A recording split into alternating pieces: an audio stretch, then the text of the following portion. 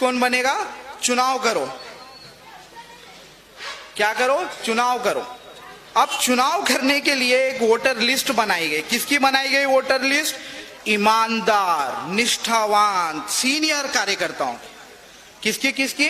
कांग्रेस के ईमानदार, निष्ठावान, सीनियर कार्यकर्ताओं की।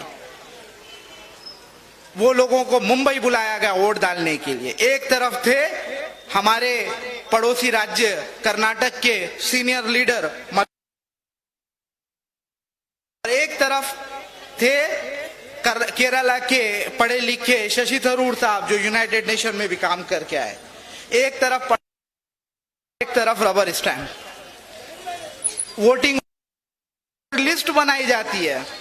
वोटर लिस्ट के अंदर कांग्रेस के लीडर्स, नांदेड़ के सभी मुस्लिम लीडर, जब वो वोटर लिस्ट आती है खोल के देखते, इनको तो पढ़ना नहीं आता, इनको तो पढ़ना नहीं आता, तो इनके जो रखियाले एक दो टीचर है उनको बुलाए, जरा पढ़ो वोटर लिस्ट आए वाली, अपना नाम है क्या? नांदेड़ से एक भी मुस्लिम लीडर का नाम, एक भी मुस्लिम लीडर का नाम कांग्रेस की इंटरनल यादी में, जो कांग्रेस का अध्यक्ष तय करेगा, एक भी मुस्लिम का नाम। नांदेड़ में ऐसे कई मुस्लिम के सीनियर लीडर है जिनकी हम इज्जत करते हैं, जिनको अवाम ने बार बार चुना, हम उनकी इज्जत नहीं करते, ऐसा हो नहीं सकता। जिनके ऊपर अवाम ने बार बार भरोसा किया, हम ऐसे कई सीनियर लीडर की इज्जत करते हैं। साहब, उस लिस्ट में एक भी सीनियर लीडर का नाम नहीं। हमारे बाजू बसमत है, हिंगोली डिस्ट्रिक्ट में आता है, वहां से 4 मुस्लिम लीडर्स कांग्रेस के आजी माजी नगर सेवक, उनको वोटिंग के लिए बुलाया गया। नांदेड़ में जो खुद को साहब के बहुत नजदीक का समझते, और कई लोगों को, बाहर वालों को गलत फहमी है, जरा साहब है क्या पूछो, अरे भाई साहब है तो ये लोगों को इसलिए पता चलता क्यों तो रेलवे स्टेशन पे कुलियों के जेब में जाते वक्त 15-20 रुपए दे के जाते हैं नो, साहब आए तो बोलो बोलते। रेलवे स्टेशन पे ही जाके रिसीव करने का काम ये लोग करे, और कोई अगर इस तरह का इजलास हो तो शतरंजिया बिछाने का काम करते हैं। भाई शतरंजिया बिछाने की जिम्मेदारी आप किसी भी गैर मुस्लिम कांग्रेसी नेता से पूछ लीजिए। टेंट शतरंजिया बिठाने की जिम्मेदारी सिर्फ मुस्लिम लीडरों के हाथ में दी जाती है, ये मैं दावे से कह रहा हूं। तो मैं फिर से एक बात को आता हूं कि एक भी मुस्लिम लीडर का नाम उस लिस्ट में नहीं है। ये कांग्रेस के लीडर खुद आज अपनी पार्टी से परेशान है। आज ये अपनी पार्टी से परेशान है कि कई लोगों को तो हैबत हो रही, साहब अपने साथ ऐसा कह को कर रही जी बोल के, एक का भी नाम नहीं। इनकी जब मीटिंग होती, इंटरनल डिस्कशन होता, तो ये बोल रहे साहब अपने साथ ऐसा क्यों कर रहे? साहब जा रहे क्या? इनके दिल में एक लगा, साहब जा रहे क्या? साहब बीजेपी में जा रहे क्या? इस सोच से क्या मुसलमानों को साहब दूर करने की प्लानिंग कर रहे क्या? नहीं दोस्तों, साहब बीजेपी में जाने दो, कांग्रेस में जाने दो, काम तो आरएसएस का ही चल रहा है। आरएसएस का क्या एजेंडा है? मुस्लिम मुक्त भारत, वही एजेंडे पे काम चल रहा है। नांदेड़ से मुसलमानों की क़यादत खत्म करने का काम चल रहा है। एक जमाना हुआ करता था नांदेड़ के अंदर, आप लोगों ने सुना होगा फारूक पाशा साहब का नाम। फारूक पाशा साहब नांदेड़ में मुसलसिल 3 बार एमएलए बने। ऐसा नहीं है कि उस टाइम पर सिर्फ मुसलमान ही मुसलमानों को वोट देते थे। फारूक पाशा साहब जब चुनाव लड़ते थे, आप जाकर 1972 से पहले के चुनाव के पूरे रिकॉर्ड्स, 1960 से लेकर 1972 के चुनाव के सब records online election commission of India की वेबसाइट पर या स्टेट इलेक्शन कमीशन की वेबसाइट पर अवेलेबल है। आप फॉर्म 22 जाकर डाउनलोड करके देख लीजिए। नांदेड़ असेंबली कॉन्स्टिट्यूएंसी के अंदर जब फारूक पाशा साहब इलेक्शन लड़ते थे, तो उस टाइम पर मुस्लिम लीग भी चुनाव लड़ती थी। उस टाइम पर जनता दल मुस्लिम उम्मीदवार देती थी। मुस्लिम उम्मीदवार 500-600 वोट लेके खामोश नहीं बैठता था, 22,000, 15,000, 18,000, 20,000 वोट लेता था। उसके बाद भी फारूक पाशा साहब मुसलसिल 3 बार चुनकर आए।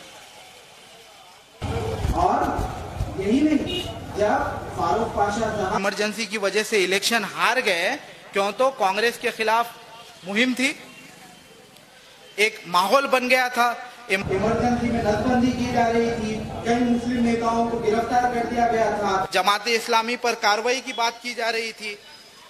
जमाते इस्लामी के कई नेताओं को जेल में बंद कर दिया गया, जमाते इस्लामी पर पाबंदी लाई गई थी, कई मुसलमानों में एक तरह का कांग्रेस के खिलाफ रोष, गुस्सा था।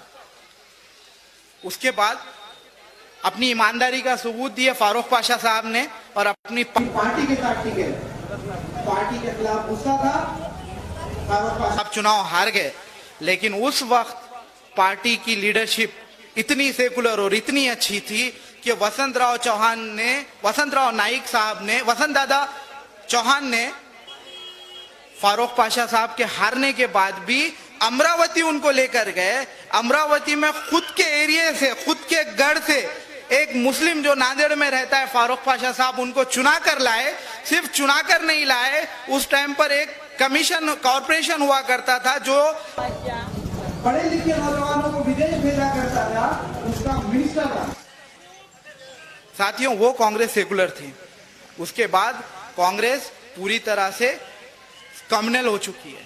सन 92 में बाबरी मस्जिद की शहादत के बाद, जिसमें कांग्रेस का एक बहुत अहम रोल है, मैं माफी के साथ कहना चाहूंगा, सी.के. जाफर शरीफ 1992 में कांग्रेस के रेलवे मिनिस्टर थे और शंकर राव चौहान साहब होम मिनिस्टर थे। होम मिनिस्टर यानी ट्रिगर पॉइंट, पुलिस को एक इशारे पर पुलिस जो चाहे वो कार्रवाई कर सकती है। देश के होम मिनिस्टर यानी समय के अमित शाह थे। अगर वो चाहते तो बाबरी मस्जिद की शहादत रुक सकती थी, लेकिन उन्होंने शहादत रोका नहीं, बल्कि जो कार सेवक शहीद करने के लिए अयोध्या पहुंचे, उनके वादी के लिए सी.के. जाफर शरीफ पर, जो हमारे गुलबर्गा, बैंगलोर के जो कर्नाटक के लीडर थे, वो रेलवे मिनिस्टर थे, जिनके वक्त में परभनी रेलवे स्टेशन का उद्घाटन हुआ था, उनकी अध्यक्षता में मीटिंग लिए और अयोध्या से टन ट्रेनें, अपने अपने गांवों को स्पेशल ट्रेनें निकाले। तो दोस्तों, ये कांग्रेस का कम्युनल चेहरा था।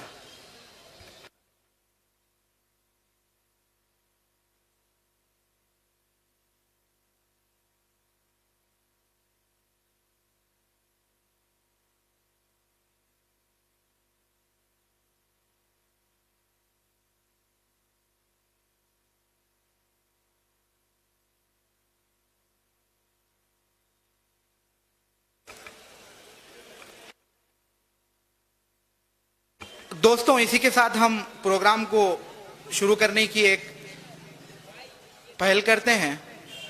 बहुत सारे साथी शहर के मुख्तलिफ इलाकों में मुसलसिल 2 दिनों से पैदल घूम रहे हैं।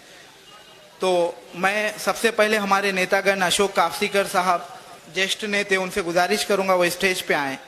मैं काकंडीकर साहब, विठल गायकवाड़ साहब से गुजारिश करूंगा कि वो स्टेज पे आए। मैं विनायक गजबारी गुरुजी से गुजारिश करता हूं कि वो स्टेज पर आए। एडवोकेट शेख बिलाल साहब, आप स्टेज पर आए।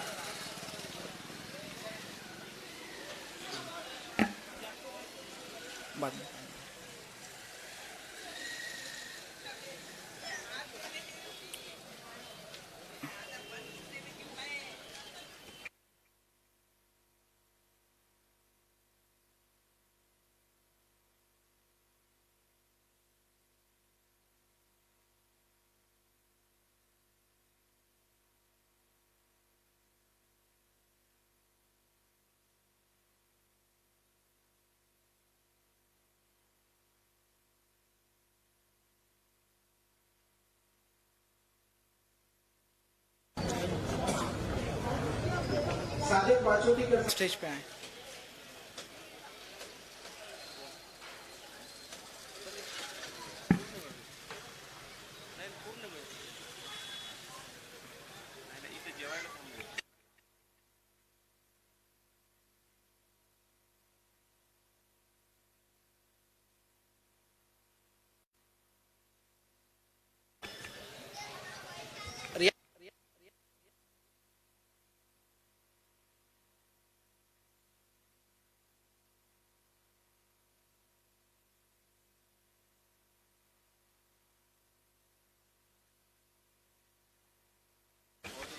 दोस्तों, तो मैं यही कह रहा था कि ये कांग्रेस का कम्युनल चेहरा है। ठीक है, आप कम्युनल हैं, ठीक है, बीजेपी भी कम्युनल है, शिवसेना भी कम्युनल है, आप भी कम्युनल है, लेकिन आप हमारा वोट लेते हैं तो हमारे गलियों का विकास तो करो। हमारे गलियों के अंदर कुछ फैसिलिटी तो दो, हमारे स्कूल तो अच्छे करो। महानगर पालिका में एक हाथी सत्ता, दक्षिण का आमदार आपका, उत्तर का आमदार भी आपका, आधा आपका, है ना। ये रोड आपकी, आप बीएंडसी के मिनिस्टर थे, सबसे ज्यादा अशोक चौहान साहब,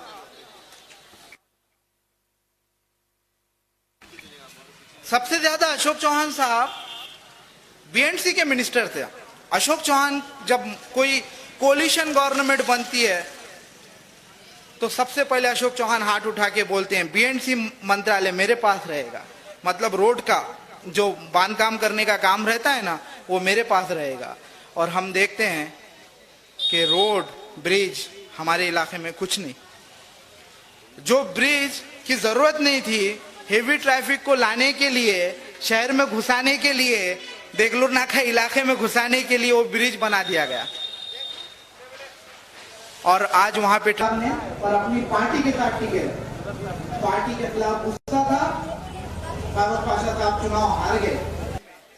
ओवरब्रिज बनेगा, लेकिन ना तो समृद्धि का प्रकल्प हमारे पास तक आया, ना हमारे पास कोई ओवरब्रिज बनने जा रहा है। फारूक पाशा साहब के हारने के बाद भी अमरावती उनको लेकर गए। 45 या 44 में नांदेड़ आए थे, सॉरी 1901 में पहली मर्तबा नांदेड़ में रेलवे आई, नांदेड़ में रेलवे स्टेशन बना। पहली रेल जिसको निजाम रेलवेज ने चलाया, उस रेलवे स्टेशन के उद्घाटन के लिए नांदेड़ में आईटीआई कॉलेज जो आप देखते हैं आईटीआई पे, उसकी खदीम इमारत पिछले साल तक थी, वो इमारत के उद्घाटन के लिए, और उनो आरे उनकी शान में एक टावर उनकी निशानी बोल के बनाए थे, उसके उद्घाटन के लिए। और खिले में बिस्लरी कंपनी का वाटर फिल्ट्रेशन गैलरी मुस्लिम इलाके में गोदावरी नदी के किनारे, उसके उद्घाटन के लिए आए थे। और वही टाइम पर नांदेड़ हैदराबाद रोड के ऊपर ये जो खदीम ब्रिज आप देखते हैं, जो एक्सपायरी के ऊपर चल रहा है, मतलब थोड़ा बहुत उसको जैसा एक्सटेंडेड वारंटी पीरियड कहते हैं, डाक डूज करके एक्सटेंडेड वारंटी कर दिए, तो ये खदीम पुल उनके वक्त बना हुआ है। उसके बाद आजू बाजू आंख बंद करके सोच लीजिए हमारे इलाके में कुछ नहीं है, हमारे इलाके में कुछ नहीं है। दोस्तों, हमारे इलाके में है, बहुत सारी चीजें हैं। हमें पूरे नांदेड़ का ड्रेनेज की बदबू हमारे इलाके तक डायरेक्ट पहुंचे, इसके लिए यहाँ पे एक उसको क्या कहते हैं, एक ट्रेंचिंग ग्राउंड यहाँ पे बना दिया, एक ट्रेंचिंग हाउस बनाया गया था, जहां पर पूरे नांदेड़ का ड्रेनेज का पानी आएगा और उसका फिल्ट्रेशन होगा। लेकिन क्या है, नीयत खराब है, पूरा ही खाना है।